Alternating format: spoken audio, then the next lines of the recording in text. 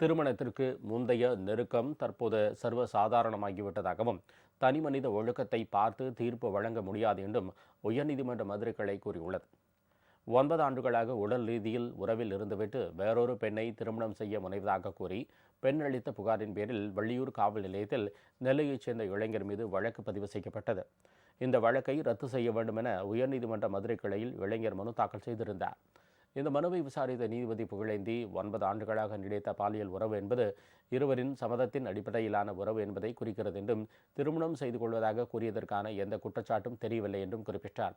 திருமணத்திற்கு முந்தைய நெருக்கம் இன்றைய காலகட்டத்தில் சர்வ சாதாரணமாக ஆகிவிட்டது.